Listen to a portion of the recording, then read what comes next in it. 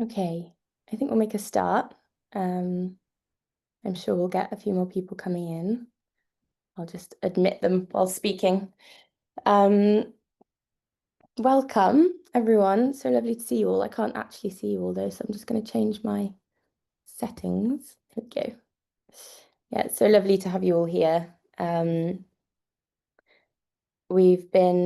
last community breakfast was in February, and it was a really lovely, warm gathering. We took a little bit of time out to focus on fundraising. But the plan or the rough schedule is that we'll be running these every other month, the last Tuesday of the month. And they feel the last one especially felt like a really valuable space for us to be part of and collaborate in and make connections, and just remember that we're part of a much greater whole. So my name is Tesni, and I coordinate the communications and events for Culture Declares Emergency. I'm based in Bristol and I'm from West Wales. And the format for this morning, so we're going to have a little introduction from me just around the theme of today. We'll have a chance for you to all, so I'm just going to let a few more people in. We'll have a chance for you to all chat to each other and get to know each other in smaller groups. And then we're going to hear from 3 brilliant artists and practitioners sharing their practices for about 10 minutes each. We'll have a chance to reflect on what we've heard in smaller groups. And then we'll end with a big sort of open space, chance for you to bring your questions, share your own practices. If we've got any new declarers in the room, it'd be wonderful to hear from you and get to know you. So yeah, it's the format for today. And before we dive in, I just want to say welcome to everyone and welcome to every part of you that's showing up today, however you're feeling in this space, whatever you're holding, whatever you're bringing with you. There's a lot going on out there, and conscious that all of us are showing up in different ways and carrying different things with us. So however you need to be in this space is okay, whether you're feeling energized and excited and open and collaborative, or quiet and slow and you just want to witness in the background. Every part of you is welcome here. So just quickly, for anyone that's new to Culture Declares Emergency, we are a growing movement or collective of artists and practitioners from across arts, design and heritage who are harnessing the power of arts to tell truths about the injustices at the heart of the Earth crisis, to activate and inspire change within our communities, and importantly, to take care within our communities, build structures of care. So we believe that the climate and nature crisis is a crisis of culture, and the deep work that we believe in doing is that of storytelling and shifting values and worldviews.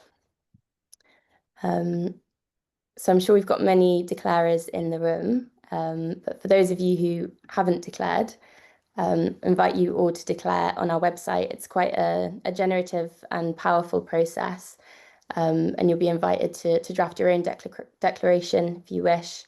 And on our website, we've got quite a lot of tools and resources that can then support you on your journey of declaration. Thanks, Bridget. She just shared. So Bridget, we've got a few coordinators in the room as well. You're welcome to wave if you want to. Regional coordinators, there's Bridget. Bridget's just shared some resources and a link in the chat.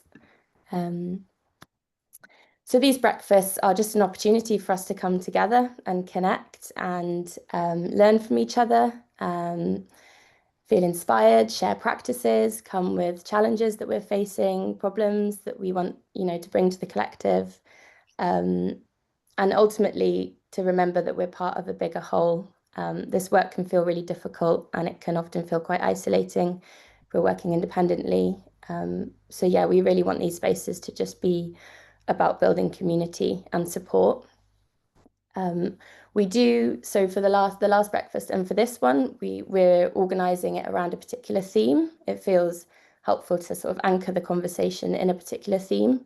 But that doesn't mean we have to be talking about this theme all morning. And if you have other things you want to bring up in the open session, you're totally welcome. But the theme for today is learning from the more than human. And just to give you a bit of an overview of the thinking behind this, we as artists and cultural workers we have the power to be crafting narratives about who we are, and how we relate to the world and who we want to be. And this is an enormous responsibility.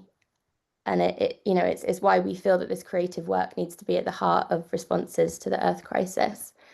And part of this, work of storytelling and crafting narratives is overcoming this story of separateness, that we are separate from nature, that we are separate from the world around us. This kind of binary between people and nature that's been passed down in the industrialized West for centuries, and has led to us losing our sense of self and our sense of belonging within our ecological communities, our sense of responsibility and stewardship. Just going to let a couple more people into the waiting room. There we go. And I know that, yeah, so this sort of story of nature as being separate, it's enabled certain powers and worldviews to relegate nature as something out there, something to be extracted or exploited, a resource that we could visit maybe on the weekends. And I know that probably everyone in this room has a very different relationship to our more than human communities. It was interesting when I was thinking of the sort of theme for this session and writing a little introduction for Eventbrite, and just realizing how hard it is with the English language to find ways of articulating this that don't reinforce the binary or the separation. Our language is so limited. And I really love this phrasing of the more than human. To me, it speaks of decentering the human experience and human knowledge, and remembering that we are part of these multiplicited communities, and that knowledge is not only held by people, but by plants and land and rivers and stone and other beings. So I've been sort of picking up on the threads of work around me. I don't know if many of you were at the last breakfast in February, but Eloise, who is a co-creator of a circus collective in Bristol called Of the Wild Circus, was sharing how she learns a lot. She's a dancer and an aerialist, and she learns a lot of movement by spending time with trees. So she'll sit at the base of a tree and learn from the way that they move and embody that movement in her performances and rituals. And I've also was really inspired by Louisa, who we'll hear from shortly, a recent residency in Derby Forest, of deeply listening to and spending time with the birches, the birch trees. And I was also earlier in the year lucky enough to witness an interspecies council at the Oxford Real Farming Conference, as part of a project with a few farmers near Oxford. Everyone sat around in a circle, and different people represented or spoke for different beings. So spoke for the moss or the river or the trees. And I'm really interested in gathering and sharing these practices that we can use to widen our sense of self and deepen our empathy for other beings, ultimately to foster a sense of belonging and care. So yeah, really excited to explore this theme today. We're going to hear from Louisa, Kay, and Becky. Before we do that, it would be really nice for people to just have a chat. So I'm going to give you a few minutes in little breakout groups, just to introduce yourself to each other, where you are, what you do. Keep it brief because we'll only have we'll have about 5 minutes. Great. 12 breakout rooms. I'm going to do that for 5 minutes. Okay. Here we go. You should be invited to join a room, and I'll see you on the other side.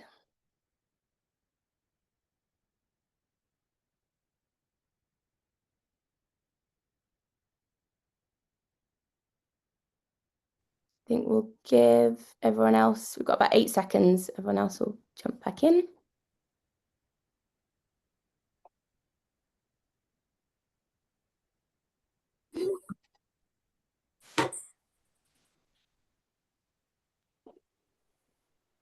Hello, welcome back.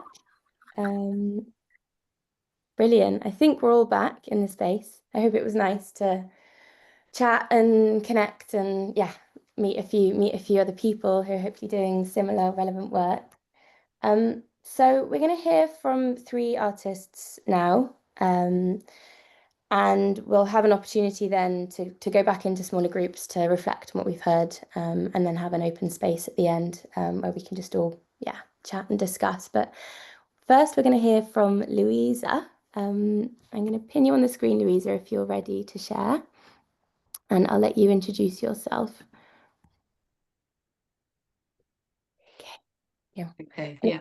Hello, everybody. Thank you for joining us this morning after a bank holiday. Just to introduce myself, I'm currently in South Lincolnshire in the Fens. So my practice is, I live in a village, it's very rural based at the moment. And as Tesney said, I've recently done a residency up in Dalby Forest. I'll talk a little bit about that towards the end of my talk.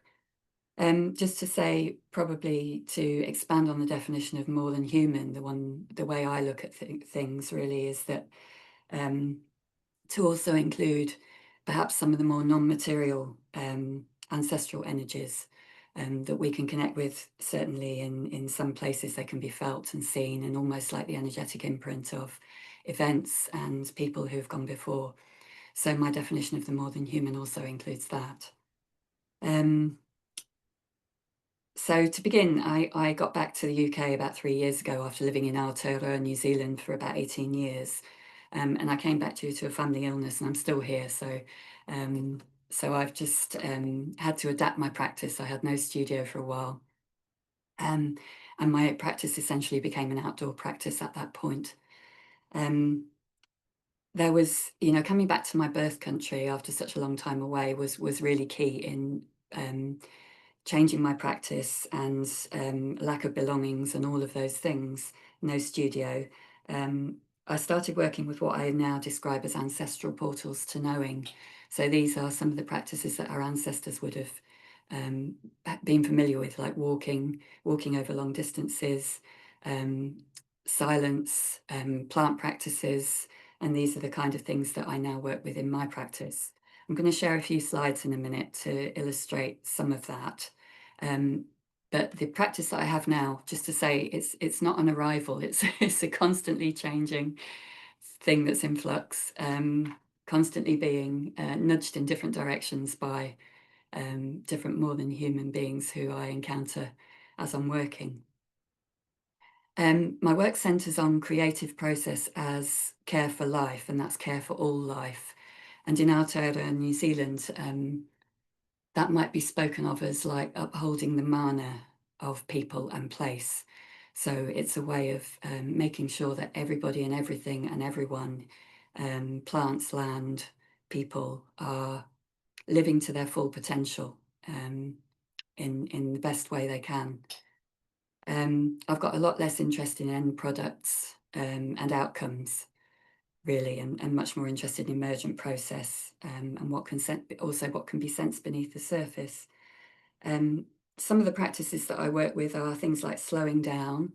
I've talked about walking and observation of natural cycles. So working a lot with the cycles of the day, with the broader cycles of the year, with cycles that would have been marked by our ancestors, like the solstices and the equinox.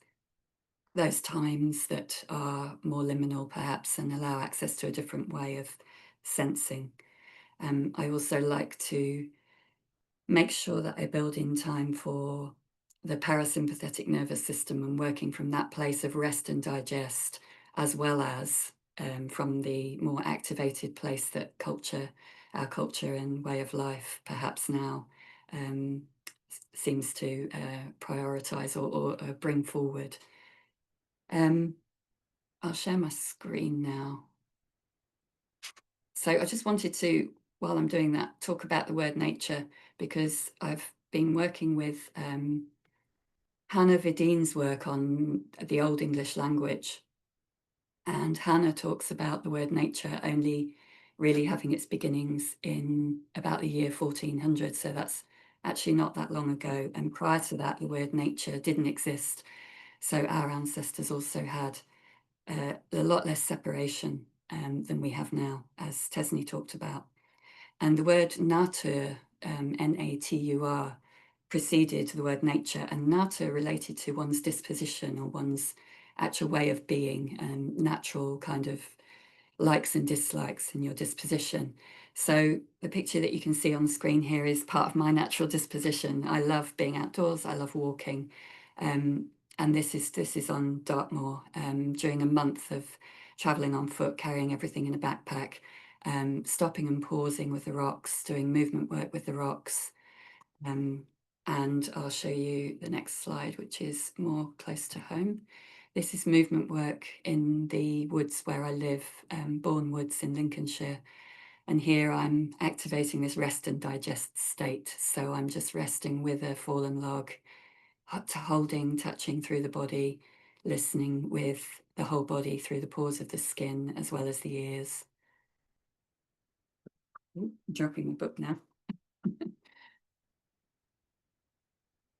So this slide, I wanted to talk a bit about liminal zones and liminal times of day, which I've mentioned as what some people describe as thin places. And these are places where different things can be sensed, really. And they're edge zones, they're ecologically very rich and diverse. There's all kinds of more than human kin present in these places and very easy to, or seem very willing to be conversed with in different ways through movement or just listening. That's on the Jurassic Coast in Devon. And this is listening with the grasses on the coast in Northumberland, listening to their whispers in the wind at dusk again, that liminal time of day. This is in the Lake District and sleeping overnight beside or just up the hill from a very ancient trackway, an old bridleway which goes through the hills. And these were routes that were used by not only by shepherds but by flint workers going right back to the Bronze Age. And what I find is that spending time in these places and particularly sleeping in these places, although I didn't get much sleep that night because the dream world and the everything else, it seemed so busy and there was so much going on. So getting a sense of all of that was quite, in some ways, quite overwhelming, actually. So it's not always easy to sleep in these places, but it does allow a sensing of a different kind of way of being and different energies and different kin. The sheep kin were very present here, calling throughout the night, actually. My practice often goes into outdoor movement. So this is not outdoor movement as performance, it's outdoor movement as a kind of way of listening and sensing through the body. And again, this is back at home in the Bourne Woods, in my local woods that I used to visit as a child. And this is reconnecting when I first came back from Aotearoa. This one is in the Ten Gorge in the temperate rainforest again in Devon during that month of travelling on foot. And this is just responding with rock and river and just spending time with them. Their coldness, their hardness, their fluidity and their solidity.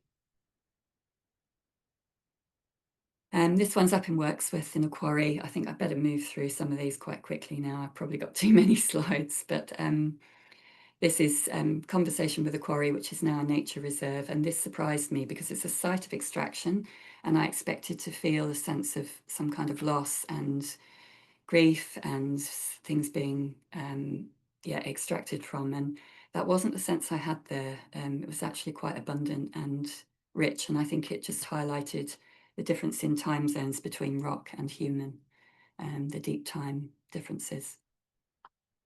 This is about imbibing and working with internally. So I make a lot of, I sit with plants for a long time before I make tea with them. But if they seem to invite me, then I will make a tea and take this in and spend 5 minutes listening as I drink the tea to the parts of the body that the tea connects with, or the nettle soup, and learning in that way. So this is learning through, again, something we've done for eons as humans, working with these plants internally. And also with willow leaf ink. So I make my own inks and things which I haven't really got time to talk about. So these are just 3 projects. I've put links on all of these because it's not, it's not time to go into detail. So there are links if anyone wants to read more about them.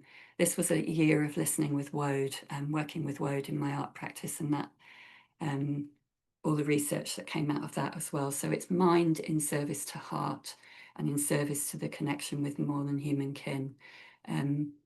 The mind, the research doesn't usually come first. The connection with the plant comes first, and then I go away and find out more through online research and reading and so on. This is libations. This was a 30-day project, pouring water as an offering every day, and listening to when to go out of the house, when to leave, when to pour, waiting for the call. And that was pretty hard to do alongside every day, whether it was housework or whether it was filling in grant applications. It was quite hard to do. But there's a link to that project. And this is the Dalby Forest residency. So here I worked with birch. It was birch that called my attention on the first day. And I was very much led by birch, by the birds in the forest by the time of year. It was spring, around spring equinox. Again, there's another link at the bottom there to the article I wrote for Culture Declares on that project. And this was one of the images from the work. It was just the sense of curling up at spring equinox in this birch twig nest that had been made as with the prompts from birch. I've put together a list of resources because obviously I haven't had time to talk about all these things, but these are some of the books, some of the information on plant practice, and some of the websites that I've found really, really helpful. And I just wanted to share those. Some of you will be really familiar with some of those books, I'm sure. And just to mention Helen Poyner's Walk of Life movement, if you want to work with movement and sensing through the body, her workshops are a really good way of learning some of those practices. And that's just my details where you can find more about my projects. So yeah, hopefully that's it. I just wanted to mention, sorry, quickly before I finished. When I was in Aotearoa, I was learning with a woman called Donna Kerridge, who teaches Rongo Māori, which is a traditional healing system. And I just wanted to share a couple of the quotes from her because she has this beautifully open and welcoming way of being with Pākehā or white New Zealanders and people who've come from overseas. And she says that we need to remember that we are all indigenous to somewhere. And sometimes we need to learn through the lens of others in order to understand our own indigeneity. And I felt that's a lovely invitation, and an invitation not to appropriate the knowledge and the practices of others, but to learn about our own indigeneity through listening and learning with them. So that's it. I'll just stop my screen share. Thank you so much, Louisa. That was really beautiful. And I'm sorry to rush you through something, the irony when we're talking about slowness and tuning in and slowing down. I'm sure everyone could listen to you for many more hours. I will share those slides with everyone after this session, so everyone will have access to those links. And thank you also for naming the spiritual and the immaterial and bringing that into the more than human. I just wondered before we move on if anyone has any immediate questions for Louisa.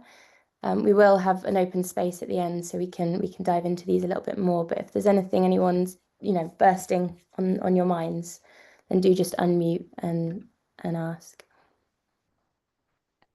I've seen a couple of people asking about the quote at the end. So the woman's name is Donna Kerridge. There's a film in the resources that I've listed. There's a film about Rongo Māori which is about a half-hour film documentary of her work in the bush in Aotearoa. So you can hear from her in that. If you watch that video, she's a very beautiful teacher of plant medicine and medicine generally.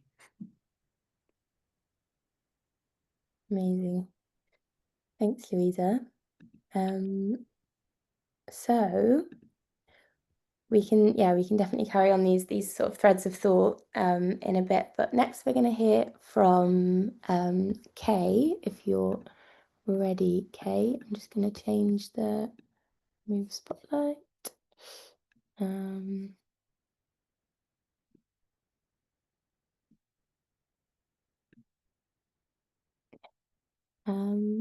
Spotlight UK. There we go. Okay. Thank you. That was such an inspiring introduction to your work, Louisa, and really amazing to hear and feel all that you're doing. So just want to thank you. Before I begin, I'm going to be sharing more about where I'm at with my practice and a bit of how I've got to here, before leading everyone through a participatory experience.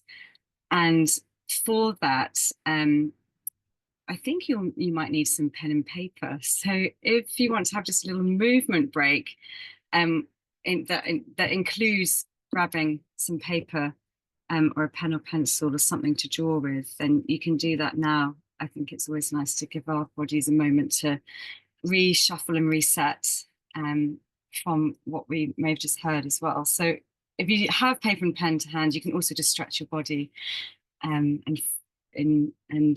awaken self through some touch or shake or whatever feels good right now to waken up. Yeah, it's nice to see Gabby really awakening her animal body. So thank you, Gabby, for modeling that beautifully. Yeah. Okay, I'm going to put everyone on gallery view so I can see everyone actually. It's the best way to interact with you all. Great, I can see you all moving. Okay. You're very welcome to allow your body to be however it wants to be as I speak. It's a bit of a theme that I'll speak of actually. So I really enjoy the invitation whenever I receive it of like physical autonomy on Zoom, where you don't have to be looking at the screen. So you can be lying down on the floor if you'd like to, or switch your camera off or move about. And I suppose this speaks to my practice predominantly as a theatre maker. So yeah, I have been involved with Culture Declares since its founding, and have been coordinating some hub activity in Southeast London in Croydon. But specifically want to share a bit about how I've got to my work with the more than human. As a theatre maker, I think my natural way of being is quite embodied. So I'm very attuned to how my body feels and wants to be.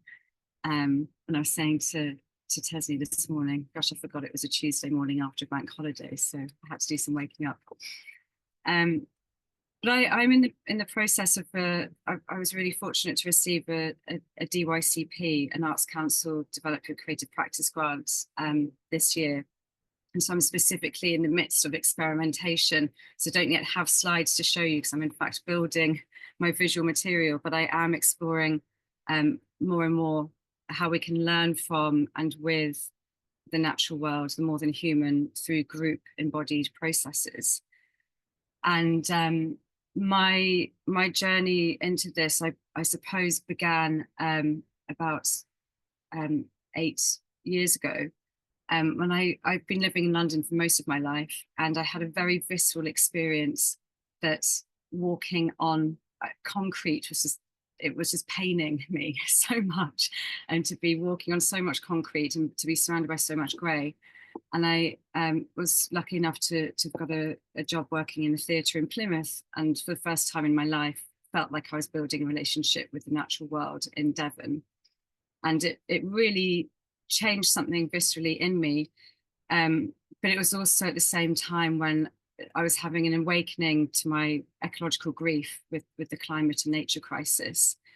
And so it was a funny place to be discovering the wider pain of the world, whilst falling in love with nature for the first time, or like really deeply for the first time.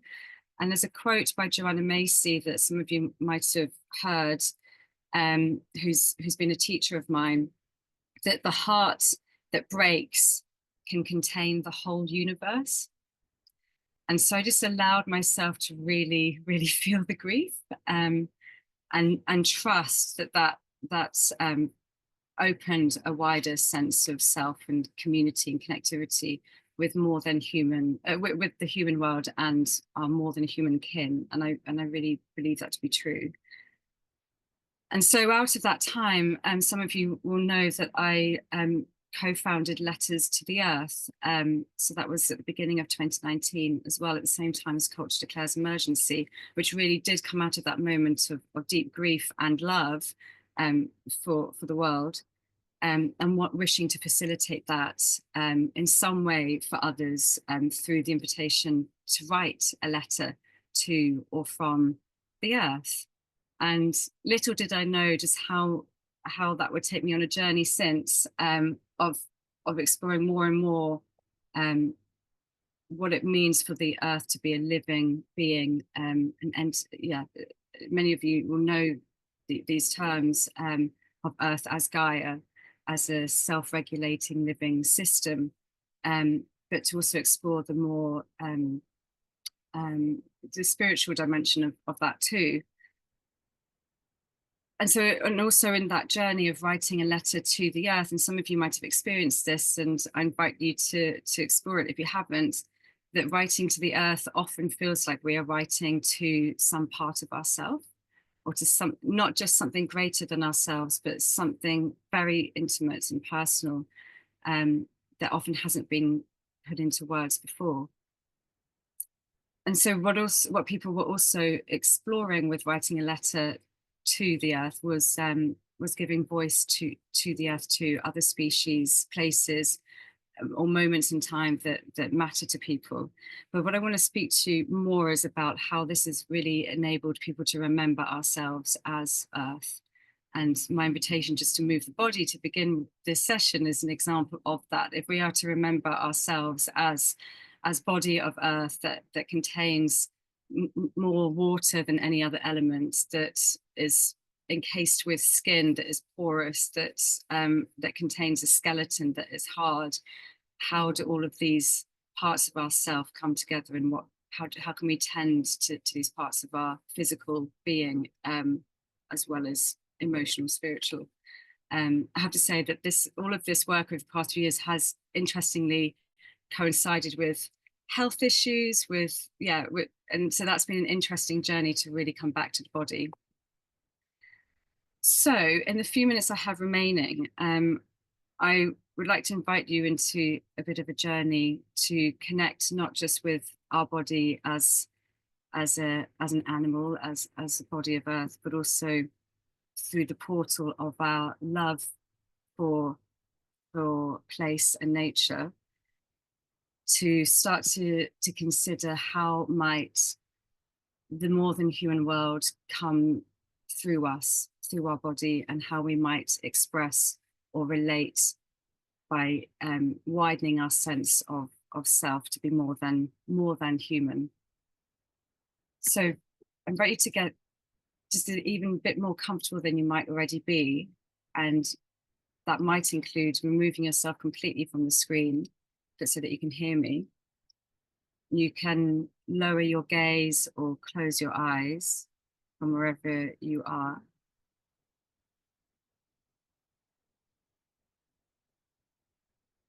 And as you do that, as you get more comfortable, just take a breath, deep breath in and out to settle yourself.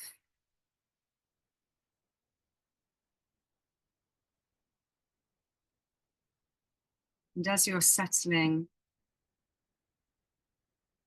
allowing your breath to move in and out as it wishes to, Allow the weight of your feet to really plant themselves on the ground, or the skin, the contact that your body might be making with parts of the floor or your seat. Just allow your body to settle and to feel the weight on the floor where it might be making contact.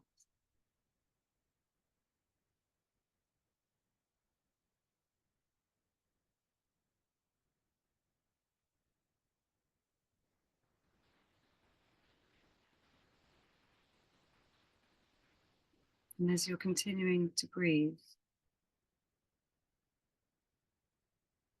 just notice where the air might be making contact with your skin.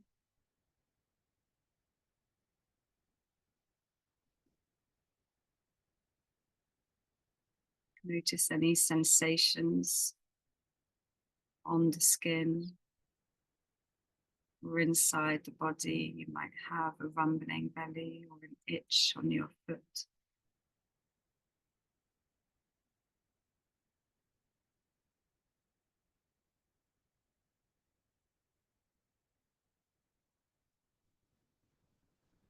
So scanning all those sensations that are making themselves known.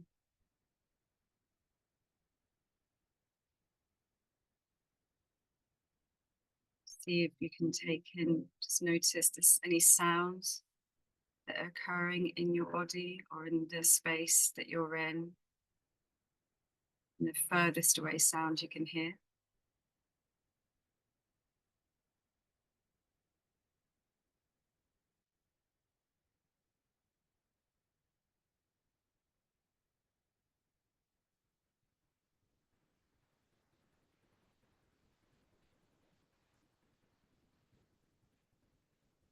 As you're sketching your body in this space, in this time, I invite you to bring to mind or see what comes to you, who comes to you, of a place in the natural world that you have a relationship with. This might be somewhere that you go to every day. It might be what's outside your window right now. Might be something you can hear right now, or it might be a place that you have been to on holiday, or that you might remember from childhood. You may have only been once. See what comes to you. Go with that first calling.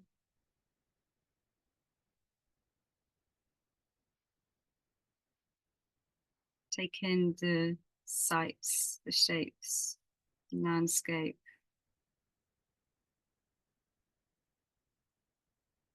In your mind's eye, do a 30-degree pivot. You take in what's around you, above you, and below you.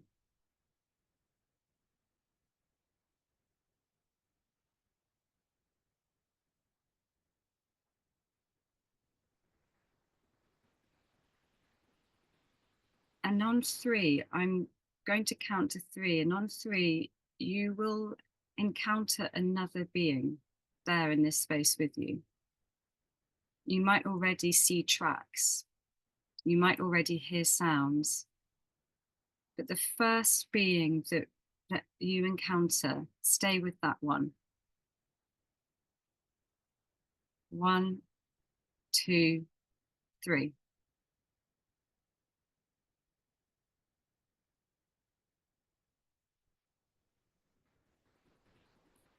So with curiosity, and hopefully someone has made themselves known to you, just very, very gently from where you are positioned, just allow yourselves to receive them through sight. You want to tread very carefully. You may not feel able to approach, or you might. This being might have made themselves may have come very close to you. And I'm going to bring us back into this space that we're occupying together now, but we're going to bring a quality of this being with us.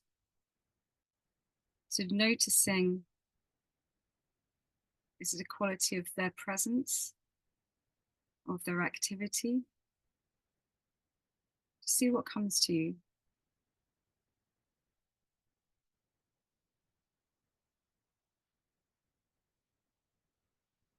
And we're going to find a way to say thank you and say goodbye to this being. Whatever feels right and respectful in this moment.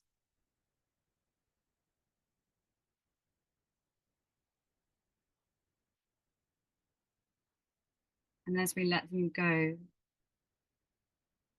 just imagine yourself retreating from this space that you've been occupying. And you're zooming back through time and space, letting that landscape disappear.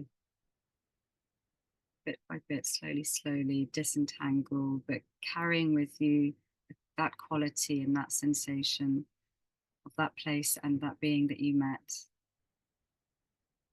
And placing your feet on this floor that you find yourself on, in this room that you find yourself in. And as you feel able, very, very gently, and softly open your eyes. With a soft gaze, just slowly, slowly taking in the information that is here in this room.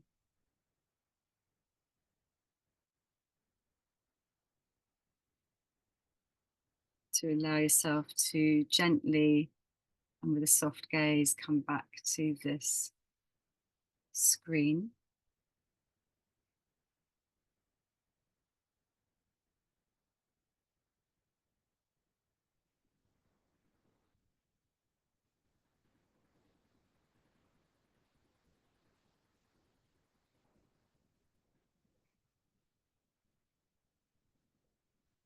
Breathing in,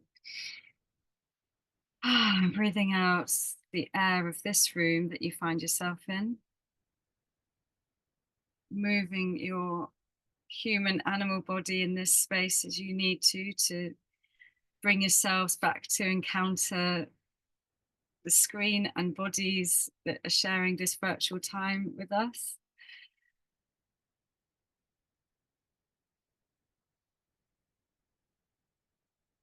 And if you feel that you would like to share, you can do so in the chat or on your bit of paper for yourself, a quality of that being and even the name of the being that you encountered.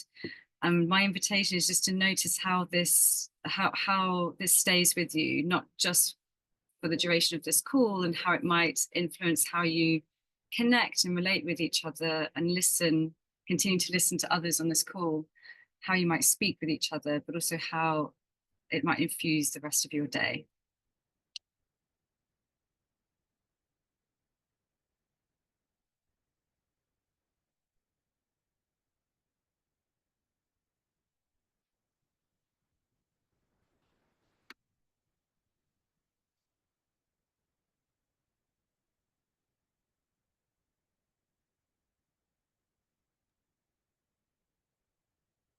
Thank you so much, Kay.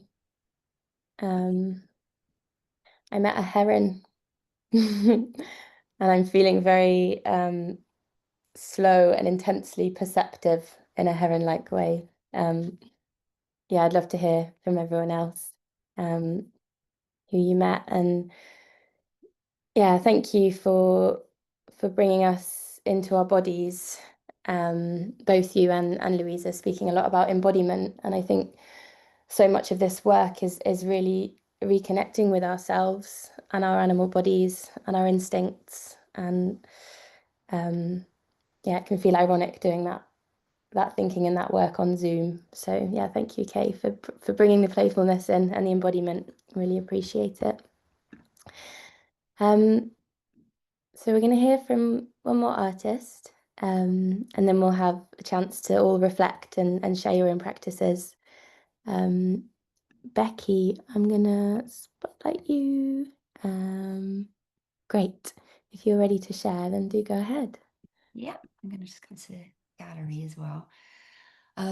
So thank you. Oh, well, thanks to Louisa and Kay as well. Thank you, Tesney, also I'm Becky McRae. I'm an artist, activist, and climate storyteller, working with instinct and interconnection. And I want to talk today about intuition maps, which is an artwork that emerged from a desire to reimagine migration, to rewild instinct, and to learn from the more than human world. So I'm just going to share screens with you now.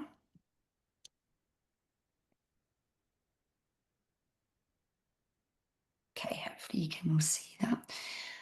So I began this project amidst ongoing climate breakdown and environmental loss, but also alongside the rising hostility we witnessed towards migrant and refugee communities over 2024.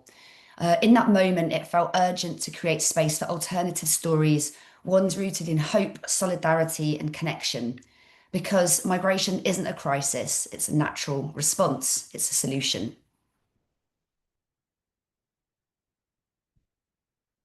Swifts, painted ladies, red admirals, cuckoos, they all cross continents every year in search of what they need to survive and flourish, and we welcome them. We marvel at their journeys and their resilience. Yet when humans move for the very same reasons, fleeing floods, drought, fire, famine, we too often respond with fear, walls, and hostility. Intuition Maps sits in this uncomfortable paradox. It invites us to look again and to ask, what can we learn from the more than human world? Migration is not an anomaly or an aberration. It's a deep instinctual act of adaptation across all species. Drawing on my own personal history of Romani descent, sometimes this movement is sudden and sometimes it takes generations. Yet, so many of the stories we tell separate humans from the more than human world, as if we're somehow above or outside of it. This idea of separation has fueled ecological destruction, loss of biodiversity, and the climate crisis itself. With Intuition Maps, I wanted to reframe migration not as a problem to be solved, but as a shared survival strategy, a gesture of care, instincts, and renewal, seen in insects, birds, and humans alike. The project began in Northamptonshire with ecosomatic and cartographic workshops commissioned by Firmin Wood's Contemporary Art. Young people excluded from mainstream education joined me in imagining speculative climate futures like rising seas, food insecurity, and extreme weather. Spot the subliminal message in one of these.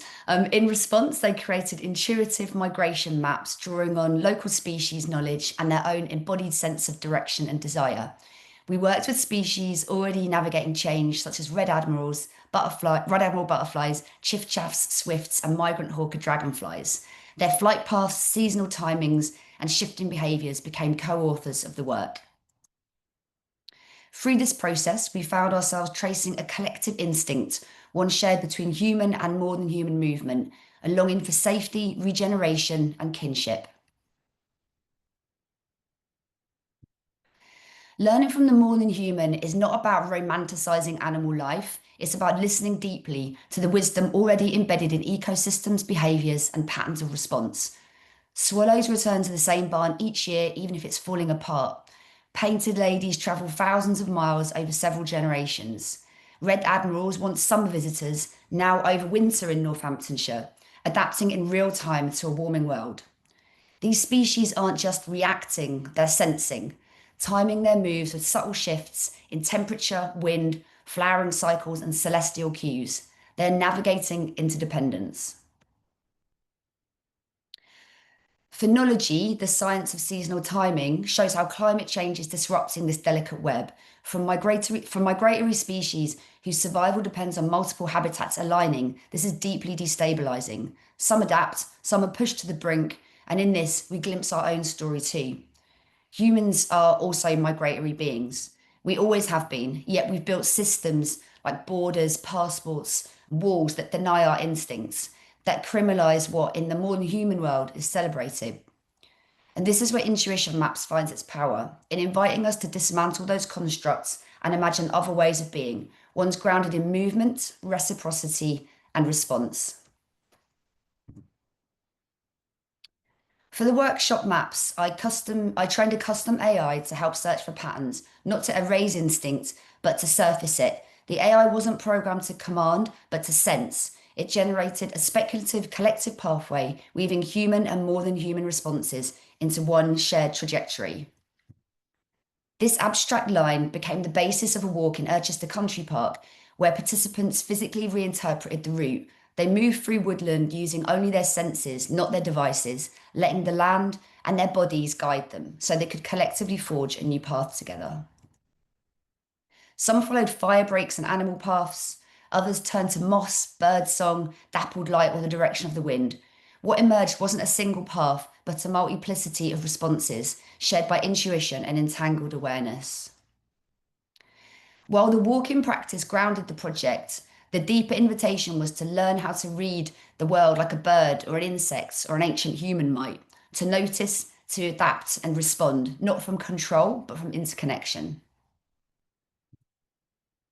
The final outcome of intuition maps is a social sculpture, a set of waymarks installed in Urchester Country Park initially and now reinstalled at Firmin Woods. They're monolithic markers crafted from ash, a tree with deep local presence and a mythology of healing. Each marker is functional and symbolic, designed for interspecies participation. The neon palette attracts butterflies, and under UV light they glow, revealing dimensions normally visible only to insects and birds. South-facing butterfly-shaped slits offer winter refuge for red admirals. The interiors are filled with brushwood, creating hibernation sanctuaries. These markers act as multi-species beacons, not fixed points, but invitations to move and notice. Migration at its core is an act of hope, but for humans it's made yet more perilous by colonial histories, extractive economies and unjust systems that fortify borders instead of building connection. To truly learn from the modern human world, we need to reimagine those systems, to create biodiversity corridors for wildlife and safe legal routes for people, to move from dominance to reciprocity. Art has a role to play here. I love this quote. Not to offer neat answers, but to open feeling, to help us sense connections, shift narratives, and honour instincts. Projects like this, and Kay and Louisa's work, remind us that learning isn't just intellectual, it's embodied, ecological, and shared. So I'll end with a simple invitation.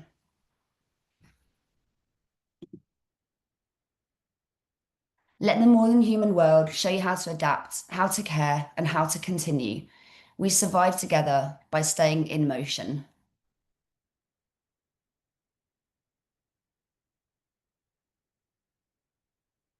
I really love this clip.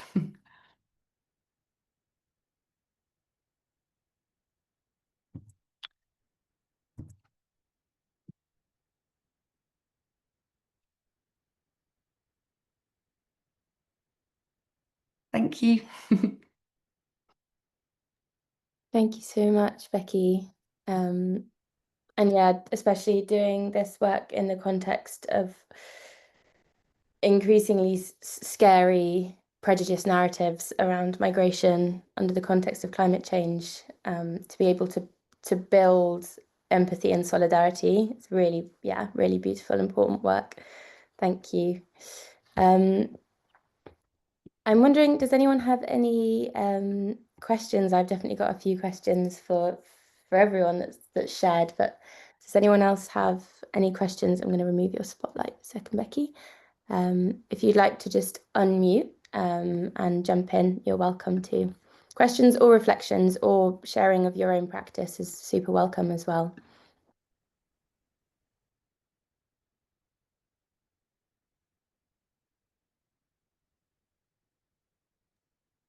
I've got a question if nobody else has one, very quickly. It's a question for any of the artists, really. And it's a bit unformed, but it's really to do with what Culture Declares can do. You know, we are Culture Declares, and we declare a climate and ecological emergency. Do any of you feel that there is more that we can do to support the value of ecological art,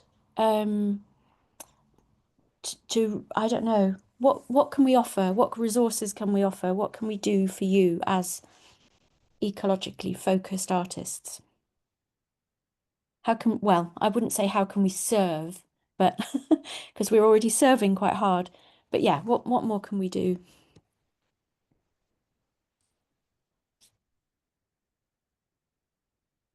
And I should have said thank you. That was amazing, inspiring. I mean, I can just share one thing that comes to mind, which is I think, and I think Louisa spoke to this as well, about being less outcome driven with the work by its very nature. And so I think what would be supportive is when it comes to how this kind of work is funded. I think it's quite, in my experience, it's quite difficult to build a strong case for what the outcomes and outputs and impacts of this work is. Because in some ways it feels quite intangible, but Becky, your work's very different, and I can see how the interventions that you're making are very clear, just to help as humans being stewards of the landscape and of other beings is very clear in your work. So that's just that's my experience, but maybe Becky in particular might have a different thought.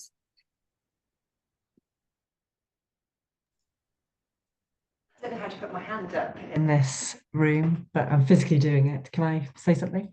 I work for a charity called Plant Life, and I'm trying to the arts and culture officer, and I'm trying to make more of a space for our non-botanists, non-ecologists to communicate our narratives, which are obviously important to everybody, regardless of what their background or discipline is. And inevitably, this kind of work is funded and is about outcomes. More often than not, it's outcomes for species and surveying and about abundance and reversing species loss. But in my work specifically, the role of the artist, which is why I'm here today, because I'm so excited to hear from so many really interesting people, is behaviour change, and that's a huge outcome. So my interest is less about climate emergency, of course, that's very important, but is biodiversity loss, which is obviously a part of that. And the more artists and people can speak up for and represent different species, the more chance they're going to be present in people's minds and therefore protected. And so, yeah, even though I don't like the idea of being outcome driven, there is definitely a brilliant and beautiful and fabulous outcome. Thank you. Thank you, Cass, for sharing. Becky, Kay, or Louisa, if you have anything to add on those. And it's a question I was actually going to ask you, Louisa, when you first shared, was around the structures and systems that hold us back or limit us from being really slow and not being output driven. And it's something that I've definitely found working in the charity sector and doing lots of impact reporting and communications work for work that feels really quite intangible and slow and all about relationships. Louisa, how have you found that process of being able to fund your work or sustain a livelihood with work that is slow and not output driven? Yeah, I've had to make huge lifestyle shifts in order to do that. So I live very, very simply. I had a DYCP grant for a year and have subsequently applied for other grants. But actually, I've found that the time taken to do the applications and all of that takes me away from the focus of what I'm doing and how I'm doing it. So I actually I found quite a good compromise for myself, and this isn't going to work for everybody, but I work part-time, very part-time in a organic health food shop where I can share my passion for herbal teas and plants with others in that way. But that actually means that I don't have to keep on applying for funding and grants, so that I can kind of step away a bit from that and live in a way that is more conducive to working this way and with slowness. So that's all I have to say about that, really.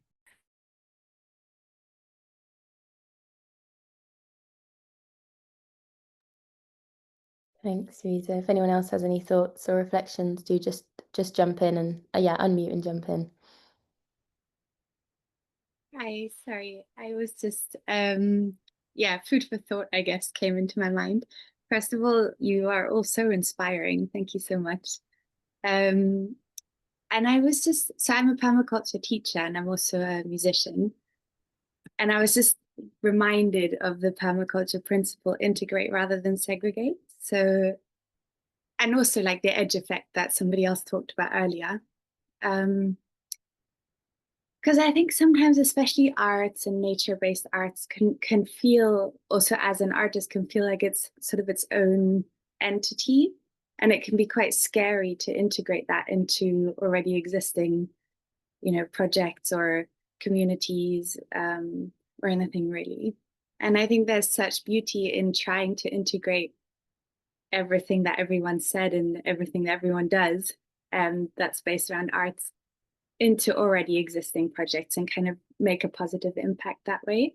It's not always easy, of course, but I think it can also create that beautiful edge effect where like two worlds come together and there's so much abundance there.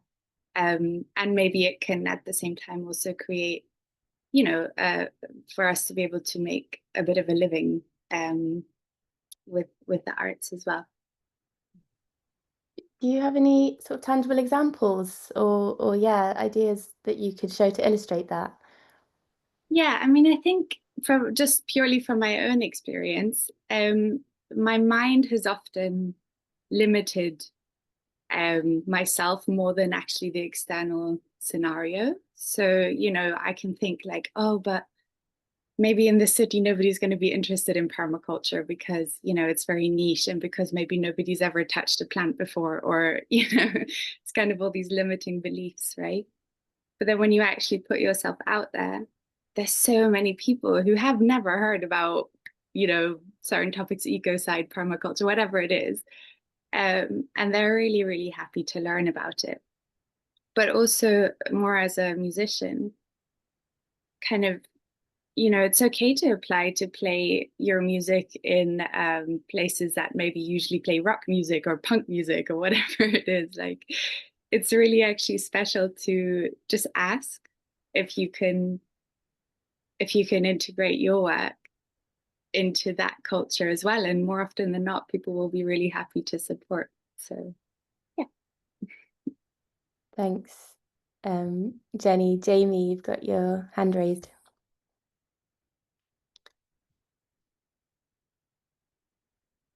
Maybe it was an accident.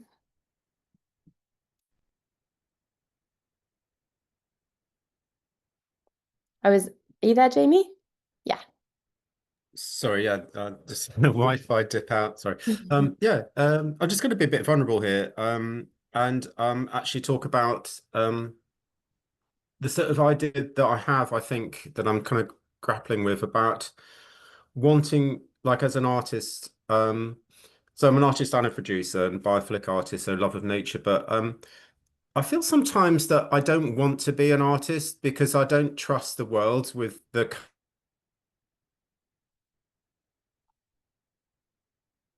Oh no. Dramatic pause. Oh, the suspense.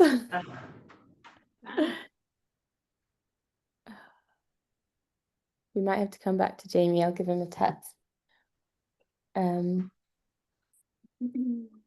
Ivan, did you want to jump in and we'll see if we can hear from Jamie? Yeah, just an observation and a question.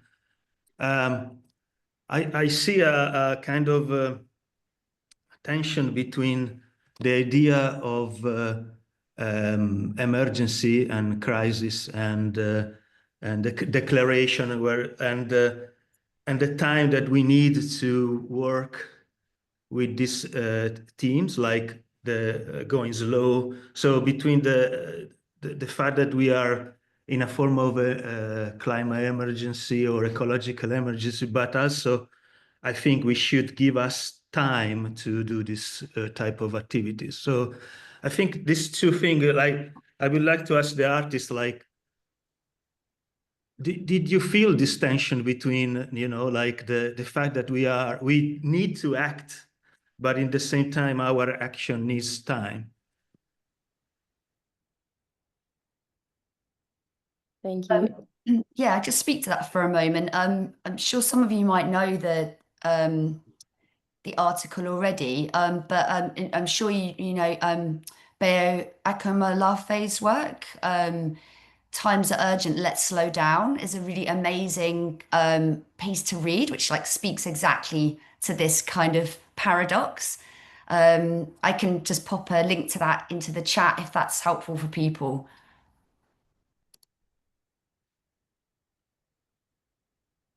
Thank you, Becky. Yeah, and I saw that Bridget shared that quote. I can speak to that a bit as well if you want, because this idea of responding to emergency with urgency, you know, when I was talking about the parasympathetic nervous system and practices which activate rest and digest rather than fight or flight. So at a very personal bodily embodiment level, we can be doing the same thing effectively.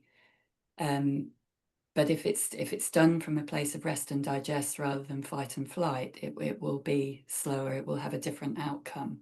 We're still maybe taking action, but it's less urgent. So again, Bayo Akomolafi's work is linked on my resources page too, because I think this is a really guiding. He and his work and the Emergence Network are really guiding lights in this area. And I also echo that, you know, they're great articles to read. Thank you both for pointing to Bayo's work. It's really, really important. Sue, we'll come to you and then we'll go back to Jamie, who I think has rejoined with better internet. We'll come to you first, Sue. Thanks. Thanks, everybody. Nice to see everybody. Just a few things sprung to mind, I guess, two different things. I'm really interested in that kind of, or I find myself in the more than human area in a kind of cultural interest in the fact that everything seems to eat everything, and a kind of integrating the kind of violence of that, the disruption of that, and the kind of inevitability of that. I've been doing quite a lot of work around kind of geology and climate, and you know, I find strange, well, interestingly, that sometimes the calmest I can feel about climate, the climate crisis, is sitting around fossils and understanding those kind of deep time things and the incredible energies of things that disrupt and change. Alongside that kind of sense of everything being eaten, and what that is. When we think about the more than human, I kind of feel that need to integrate that. And then the other thing is, Bridget, you asked that interesting question about what do we need more of, or I don't know. For me, there's something about, as artists, going out and connecting to other people who are working in the climate crisis. I work as part of a partnership program in my town in Frome in Somerset, and it is really interesting as an artist placing yourself in another situation and trying to bring some of those ways of working, advocating, participation, ethics into some of those things. And maybe it's also about us going out more and connecting to other groups that exist already, and kind of being part of that and communicating across that. I think that's Thank you for sharing that, Sue. And yeah, it was great, Cass, to hear from you earlier, from coming from plant life. And it's really lovely when we have people who work in kind of conservation environment sector joining these sessions, and we feel like we're starting to bridge those gaps and not be working in silos. Jamie, you're back. Would you like to share? Be vulnerable again.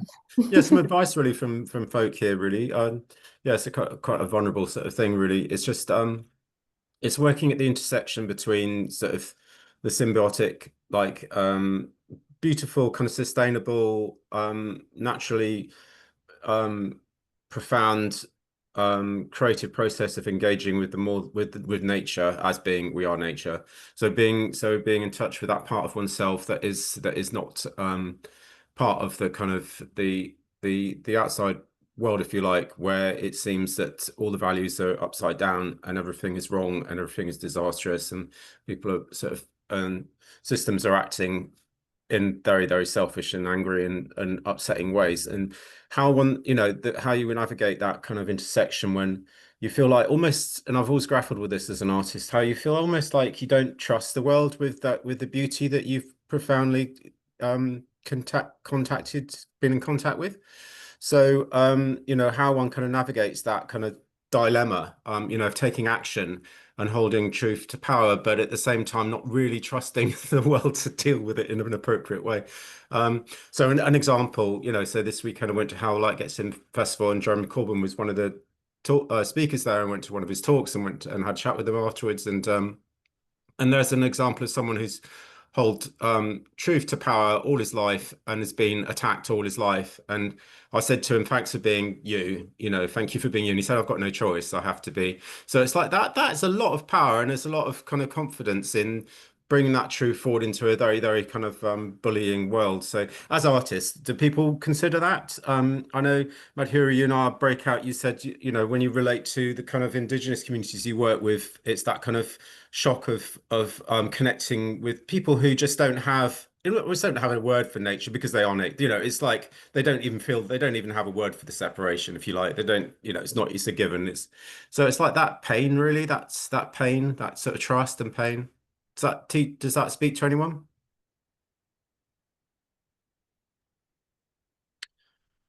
So I've stopped talking now. If nobody else has anything to add, I think the ecologists and the botanists I work with also feel that pain. So and that's a big bit of the narrative we're trying to shift, that nature needs to be protected and we need to kind of actually trust people to look after it. But a lot of the people I work with, I guess, not so much these days, but traditionally in conservation, it's very much about kind of keeping people out. So I kind of see some sort of parallel with your narrative there, Jamie.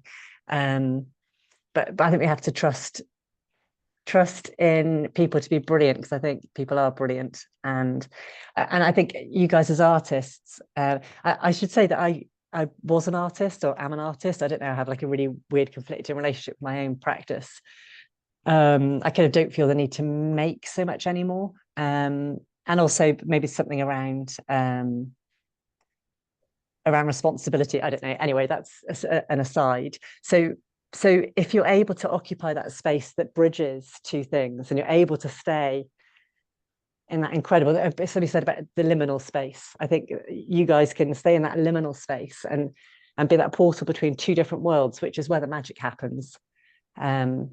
Yeah, I hope that adds something. Thanks, Cass. And I think maybe what Jamie's speaking to is how we do that whilst keeping ourselves safe and like holding ourselves. And yeah, how do we show up authentically whilst also taking care of ourselves in these what can be quite bullying spaces and structures? And I wonder if people have any thoughts on that or practices. And I think this is where community is so important. Kay, is that your hand raised? Yeah, I couldn't find the Zoom hand.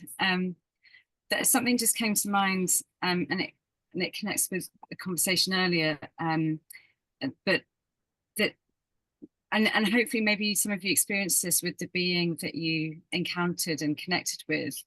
That with the work that I'm doing, I'm finding that as we build our personal relationship with the more than human, and for some it will be very strong, and for some it will feel new, and there'll be like degrees of guilt or shame or grief around how knowledge might be lacking, or that this relationship has been severed. But as we build that relationship, there's a really wonderful quote by Joanna Macy, and I will paraphrase it here and probably not do a good job of it, but she speaks of how as our sense of self widens through these relationships, it's a feeling of being acted through by these other beings. And that gives us so much resource and so much power that is like intrinsically within us. And I think that speaks to the culture shift and the perception shifts that Tesne, you framed this call around, that culture is so unique at doing, and the arts is so unique at doing. But I think for me, I'd go one layer below arts and culture and say our relationship with each other and our relationship with the more than human world is the fertile ground where culture is built. And so if we're building a culture of speaking with integrity and speaking with care and advocating with purpose and relationality, then it comes from these, for me, our relationship with the more than human world, which can act through us. And so throughout the difficulty and throughout the division, we can carry the feeling of belonging and not being separate, and know that that is true. I don't know if that resonates or helps at all, Jamie, but that's certainly been my experience. And I hear many activists speaking from that place as well. Some of you might be familiar with Paul Pousland's work. So Paul Pousland is an activist, and he co-founded Lawyers for Nature. And he speaks so powerfully on behalf of the River Roding, a river that he's built a relationship with by living on the Roding for the past 6 years, I think. And he even, instead of what's the terminology when you in court where you have to touch the Bible and say I will speak truth by God, or whatever. He brought in some water from the river, and so he's speaking on, he's carrying the water of the river with him and will speak truth, and the water will be his witness. So yeah, carrying these beings inside of us where we go, I think, is the power. Thank you so much, Kay. It's really powerful. Madhuri, I'd love to hear from you, just because we haven't heard from you yet, and then we'll come to Becky and Bridget. Yeah, just building a little bit on what Jamie said earlier. I think so. My background is in anthropology, and it's only in the last couple of years that I've made some detours into kind of art research, intersectional spaces. And something that we think about a lot is just the ethics and the accountability of collaborating with communities that are not your own, and the trust that these communities are putting in you, in your practice, as you represent their worlds outside.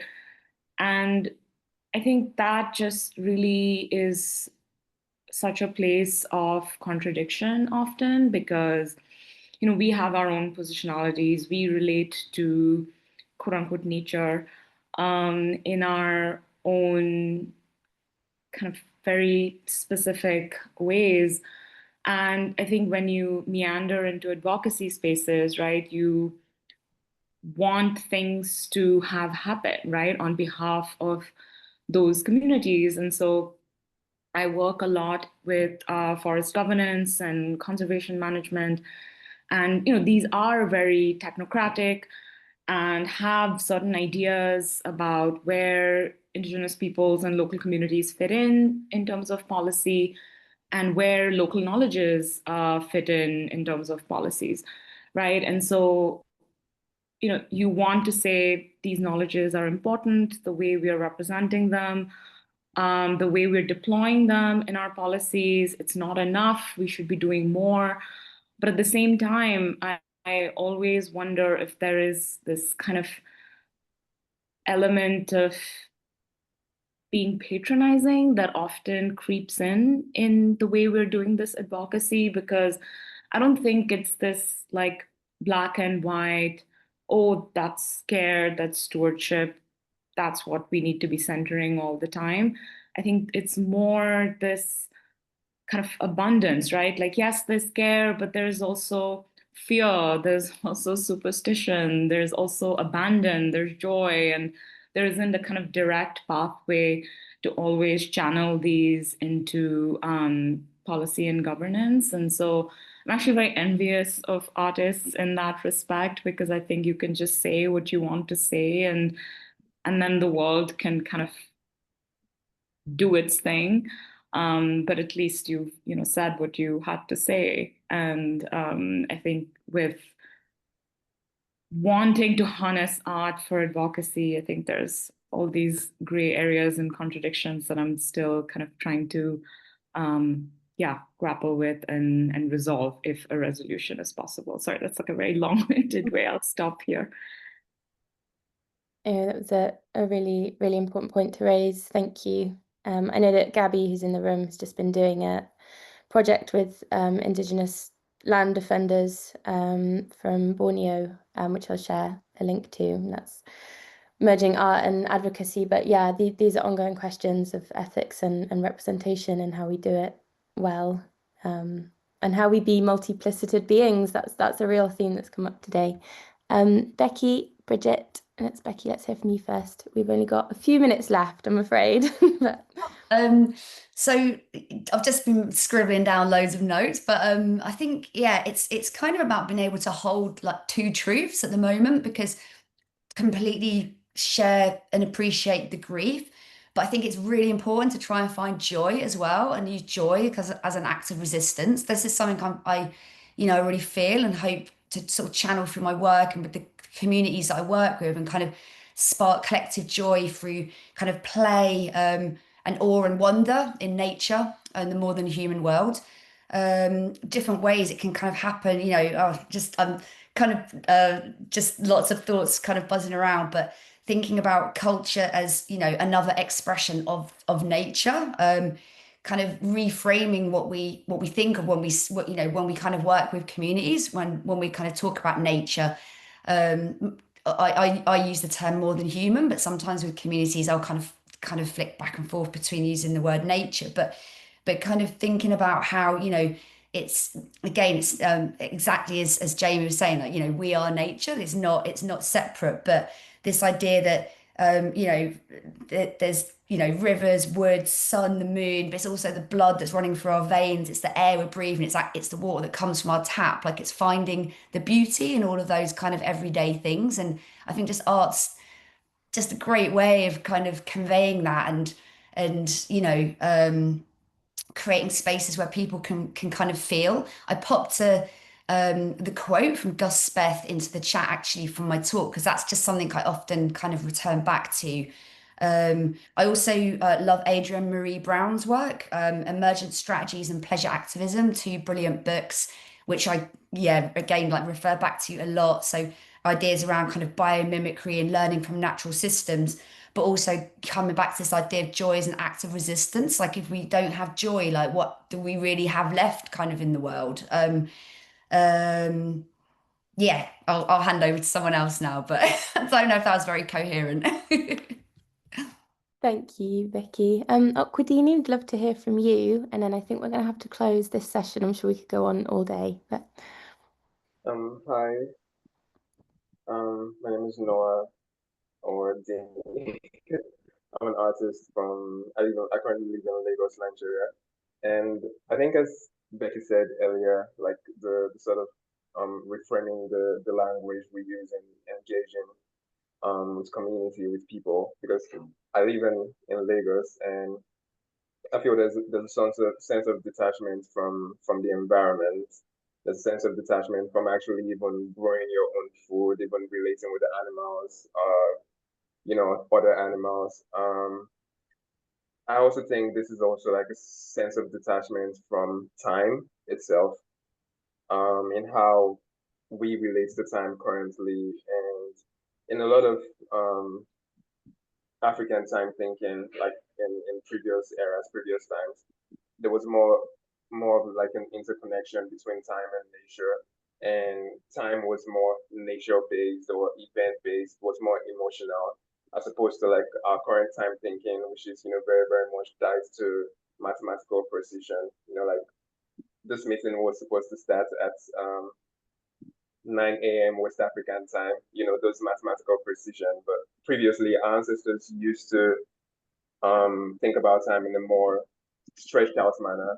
So it's more about, I'm meeting you at sunrise. So if I'm meeting you at sunrise, it's a stretch of time from not 7 a.m., not 8 a.m. I'm meeting you at sunrise. So if you're going to be there waiting, it's fine, and then I'll meet you there. So time was more tied to shy birds, deaths, harvest time, all of that, all of those time thinking, as opposed to like mathematical precision. And I feel like that sort of affects the way we relate with nature. This is a longer conversation, but it's sort of a way sort of affecting how we relate to nature. And for the previous centuries, there's been a sort of detachment from the natural.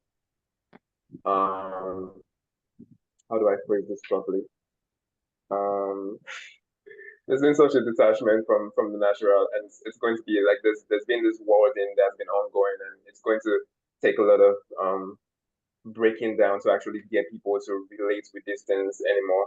So in thinking about this, a simple example I might use is with building, like building materials, for example. Let's say we used to build with mud and fiber, thatch, and all of that. And now we've moved on, like in Lagos, Nigeria, the current building structures and all of that are like concrete buildings, just use of this material that has become so everywhere that we don't know how to think outside of that anymore. And previously we used to use like mud, like straight from the earth, and people used to like go over the buildings again, like when it's beginning to break down, they go over and restructure it again. But now it's seen like it needs to be sort of a permanent structure, and using mud, using these sort of, should I say in quotes, regenerative materials as seen as a luxury, as opposed to something that used to be part of the general like idea. So it's going to need a lot of breaking down to people when we're talking about the modern human world, even when we're talking about nature, because there's a very, very big detachment. And yeah. Wow, thank you so much for sharing.